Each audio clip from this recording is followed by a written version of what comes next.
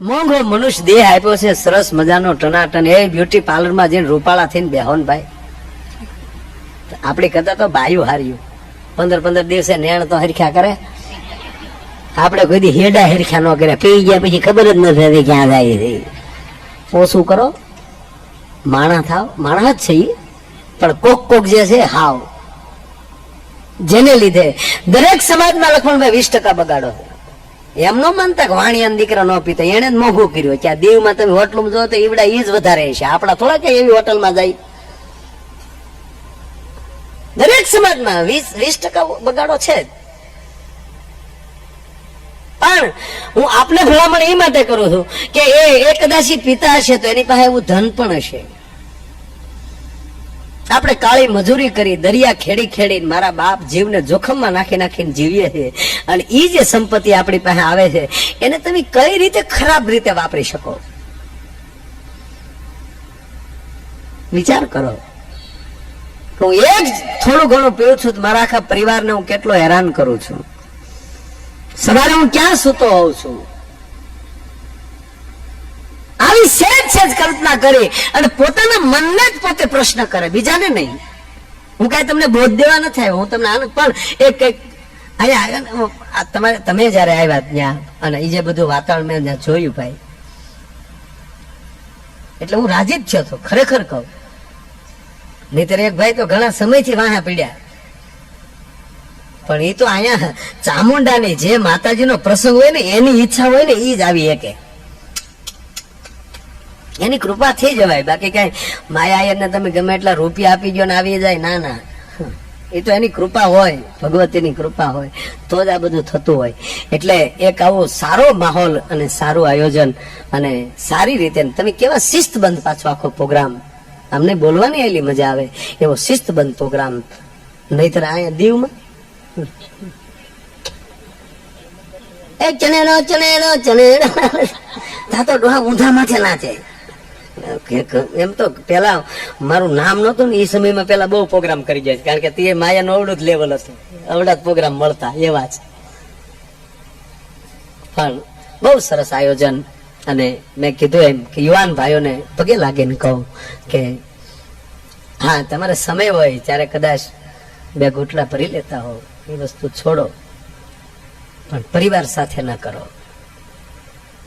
અને એમાંય જેની માતાઓ, જેનો પરિવાર મજૂરીએ કામે જતો હોય, ઘરનું વાણ ન હોય, બીજાના ઓલામાં કામે જતા હોય, એ પરિવાર માં કે દીકરી કે બાપ કે ભાઈ મજૂરી કરીને ઘરે આવે તો કમસે કમ એને ચાનું તો પૂજ્યો. તમે થાકી ગયા છો, ઘડીક બેસો બહાર. અને મા પાત્ર મને બહુ ગમે છે. આખી જિંદગી દીકરાને હું ભાવે એ રાંધે, એના ધણીને હું ભાવે એ રાંધે, પણ આખા પરિવારે કોઈ દી ભેગા થઈને એમ ન કીધું કે માં આજ તને જે ગમતું એ રાંધે, એ અમે ખાવું. એમ એવું કોઈ દી આપણે કહી ન શક્યા. હા, અમુક તો બહુ બીવરાવે, આમ કરશે તો આમ થાય. હા, તમને હાવ ચોખ્ખું કહું, તમારું જે કાંઈક હોય નહીં, તમારી સિવાય કોઈ કરી શકવાનું નથી, પોતે જ. કોઈ એમ કે હું તમારા માટે એટલે ઝાપ કરી દઉં, આ નંગ પહેરો તો તમારું આમ સારું થઈ જાય, એમ કે તું મોટો નંગ છો, તું પહેર. હશે આપણને બહુ કઈ ખબર નથી. કઈ આ સૂર્ય છે, ગ્રહ છે, 100% અત્યારે આપણે ઉનાળામાં નડે, પણ 80 રૂમમાં વ્યાજ કઈ તકલીફ પડે? ત્યાં આવે સુરત બારી માલે ભોખ દે. એમ જે કઈ ગ્રહો નડતા હશે, પણ તમારી કુળદેવીનું તમે ભજન પોતે કરો, અને તમને જો એક ગ્રહ સાહેબ નડે તો તમે કયો મારી જાઓ. આપણી કુળદેવીને મૂકીને પછી આપણા ભરોસો છોડી અને પછી બીજા કે એ બાજુ વ્યાજ આવી છે ત્યારે ટળી જાય. કેવા ધંધા શરૂ કર્યા અમુક. તમે અમારા ગુરુજીને એટલા રૂપિયા ધરી ગયો ને અમારા ગુરુજી તમને ધબો મારી દે એટલે તમે સીધા વૈકુંઠમાં, તું તારો ગુરુ પેલા બે વૈકુંઠમાં આંકો મારી આવો, લુખાવ. આવું નરું સત્ય કહું સાહેબ. આ કઈ રૂપિયાથી થઈ જાય? રૂપિયાથી વ્યવસ્થા થાય. રૂપિયાથી તમે અનાજ ખરીદી શકો, પણ ખાવું તો તમારે જ પડે અને પચાવવું તમારે જ પડે. એ કઈ તો ભૂંગળી કરીને ન ખાઈ જાય કે આ 10 રૂપિયા બટાટાના ભાગના, આ 10 રૂપિયા બાજરાના ભાગના, આ 10 રૂપિયા. અરે અમારે આમ જો અમારે જે વસ્તુ જે હોય ને, જો ડોક્ટર હોય ને એ ગરમ નો હારા, એ નરમ હોવા જોઈએ. અને અધિકારી નરમ નો હોવા જોઈએ. કોઈ પોલીસ અધિકારી હોય એ નરમ નો હોવો જોઈએ. પોલીસ અધિકારી આમ કડે રિવોલ્વર હોય ને આપડે પાસે જય શ્રી કૃષ્ણ કેમ છો, સીતારામ સીતારામ કરો પહેલા, એને મોઢે સારું જ ન લાગે. એને તો ધબધબાટી બોલાવે તો જ સારું લાગે. અમારે એક ડોક્ટર છે ને લખમણભાઈ, એ ડોક્ટર કડક છે બોલો અમારે ત્યાં. અહીંયા નહીં, ત્યાં કોઈને પૈસા નો આવે. આમ જો પૈસા લઈ લે પણ કોઈને દવા નો આપે, ગગલાવીને રૂપિયા લઈ લે. જ્યાં હું આવ્યો એ કે સાહેબ બસ માં બેહું ચક્કર ચડે. હું કામ પણ બસ માં બેહો, મરી જાય સકેડો વાળા, છઠ્ઠા હાથીમાં ચડી જાઓ. નહીં બસ માં બેહવાનું, લાઈવ 150 રૂપિયા નીકળ. બીજો તને શું થાય એ કે સાહેબ ઘઉં વાળું ખાવ પેટમાં દુખે. હું કામ ઘઉં ખાવ, મરી ગયો. બાજરો ખાવ, મકાઈ ખાવ, ચના ખાવ, નહીં ખાવાના ઘઉં, લાઈવ 150. એક જણો રોજ હમણાં આ જોયા કરે, વાહ વાહ. અને એક દી રાજ્ય વિચાર આવ્યો, માંડ લઈને તો હમણાં જવાનું નથી. એકલા એકલા વિચાર આવ્યા. અને અવડો બળિયો પડેલો બાવળ નો, ઈ ખંભે લીધો અને આવ્યો દવાખાને. ડોક્ટરે પૂછ્યું હું થાય, હું આવ્યો. એ કે સાહેબ 3-4 દી થાય એમ થાય કોક ને 1-2 નાખો. ડોક્ટર કે નાખવા દો લાઈવ 150, કાઢી લ્યો 300. ડોક્ટર ને શાહ નાખ્યા. ડોક્ટર સીધા કોમામાં. 4 દિવસે ડોક્ટર ભાનમાં આવ્યા ત્યારે ડોક્ટર એટલું જ બોલ્યા કે વિજ્ઞાન જાથા વાળા હારા પણ પાવડાના હાથા વાળા નો હારા.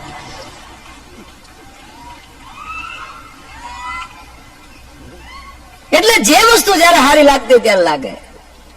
આ ફિલ્મમાં ખોટું ખોટું બાંધે ને, કઈ સાચું તો બાંધે નહીં. ઘડીક પછી શૂટિંગ પૂરું થાય બધા પાછા ચા પાણી પીતા હારે. હું ભણતો ને ભાઈ, લે હું ભણતો હશે લે કેવા હાથ લાગતા તે દેખા, સડીઓ ફેરી જાતા નફતા લે. એનું યાદ આવે તો આપણે થાય કે આપણે જતા એ વખત ના ધંધા.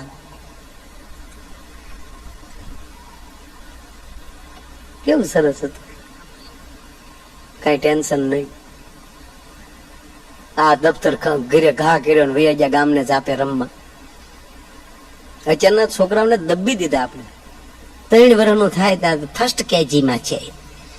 મૂળ ઘરે હાસવો ને એટલી નકર આપણે કેવા ભણાવીએ મારો રામ જાણે.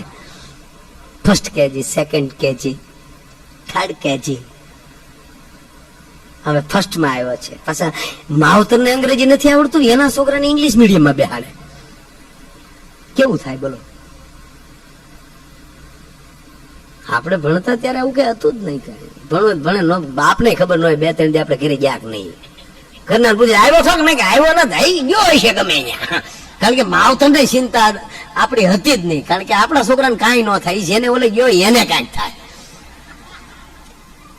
એક છોકરાને તેના બાપા એટલો બધો મારવા મળ્યા અને છોકરો તળેલા નાખે. એ આપણો છોકરો ને ભાઈ ગામ ઉસું લીધો. પાડોશી દિવાલો કુદી કુદીને આવ્યા કે શું કામ મારશો તારા છોકરાને?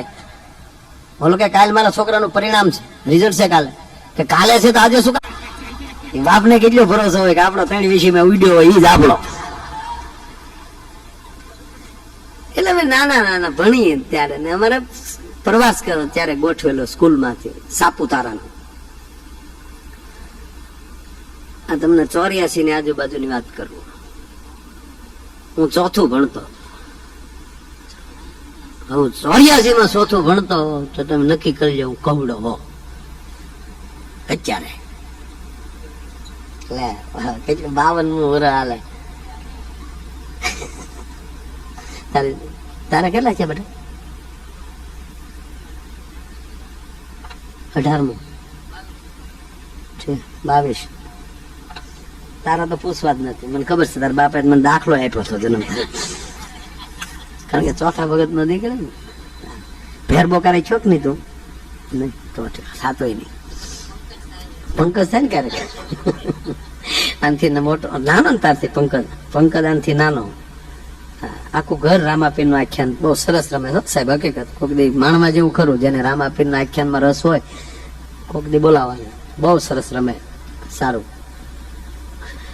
એટલે એ ત્યારે અમે પ્રવાસમાં ગયેલા, ચોથું ભણતો, અને સાપુતારા થી વળતા આવતા લખનભાઈ ડાંગ આહવાના જંગલમાં આપણે જ્યાં રામાયણ સિરિયલ નું ત્યારે શૂટિંગ ચાલુ હતું. એપિસોડ ચાલુ થઈ ગયેલા પણ અમુક છેલ્લા શૂટિંગ જે બાકી હતા આજે રામાયણ સિરિયલ. એટલે અમારા સાહેબ ને એમ થયું કે આ છોકરાઓને આપણે શૂટિંગ દેખાડીએ, ક્યારે જોયું ન હોય ને. તેથી આવડે એવી આપણને બુદ્ધિ નહીં કે આ શૂટિંગ કહેવાય. હકીકત આ નરું સત્ય કહું, અમને એવું જ હતું કે હકીકત રામ ને લક્ષ્મણ ને બધા હશે અહીંયા, રાવણ ને. એટલે અમે અહીંયા એ શૂટિંગ જોવા મંજૂરી આપી ઓલા લોકોએ કે લેતા આવો છોકરાઓને, ભલે જોવે દૂર બેઠા બેઠા, ભલે જોતા. અને આમ થાય ને રીસ ને વાંદરા ઘટતા થયા થોડા. રામ રાવણ નું યુદ્ધ એનું શૂટિંગ.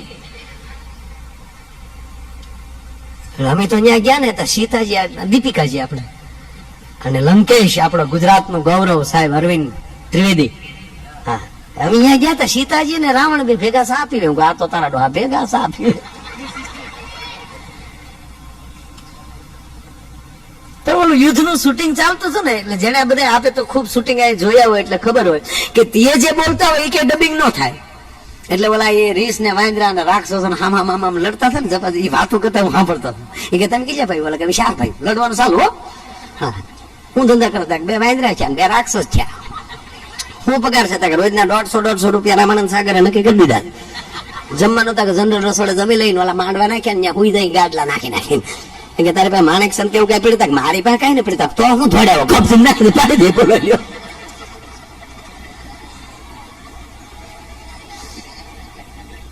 અમારા અમે બેઠા હતા કે આમાં હરખો કોણ નામ, તો અમારો ભૂરો બોલ્યો, એ પાછો તોતડો, માલું નામ તે હું તે કીધું ત્યાં તો ઓલા સોટી પીડે લોટ બાંધે એટલો માર્યો.